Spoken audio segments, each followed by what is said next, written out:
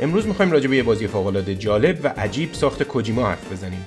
البته بعضیا فکر می‌کنن مکانیک‌های بازی خیلی ضعیف هستن و البته یه خورده از زمان انتشار بازی هم میگذره، ولی خوبه یه 2 دقیقه راجع بهش حرف بزنیم. این بازی در نوع خودش منحصر به فرد و از بعضی مکانیکاش هیچ بازی ساز دیگه‌ای استفاده نکرده.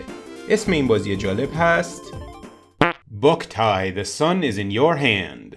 چیه؟ مگه شما داشتین به چی فکر می‌کردین؟ بوکتای یا تلفظ ژاپنیش 僕らの太陽 بازی اول یه سری 3-4 تاییه برای کنسول پورتابل یا دستی گیم بوی ادوانس ساخت نینتندو. بازی اول این سری سال 2003 منتشر شده، یعنی زمانی که طبق آمار اینستاگرام بیشتر مخاطبای من هنوز داشتن از مسترهای پورتابل استفاده می‌کردن. همونطوری که گفتم بازی‌های این سری یه ویژگی خیلی جالب دارن که تو هیچ بازی دیگه‌ای وجود نداشته.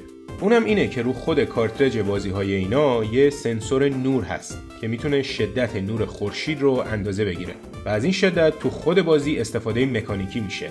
داستان بازی حالت آخرالزمانی داره و توش خلبار موجودات تاریک و پلید و از مرگ برگشته هستن. کاراکتر اصلی بازی این پسر است که یه تفنگ داره که نور شلیک میکنه، نور خورشید.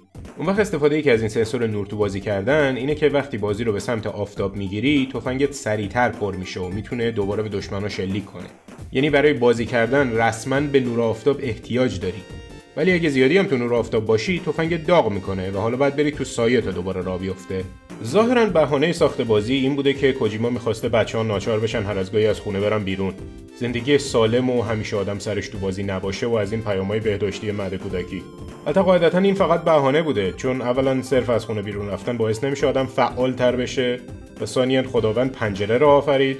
ثالثاً روزا بچه‌ها میرن مدرسه و شب‌ها بازی نمیشه کرد چون آفتاب در کار نیست. و رابعاً هر وقت مردم مثل بچه آدم ماسک و واکسن زدن منم از خونه میرم بیرون.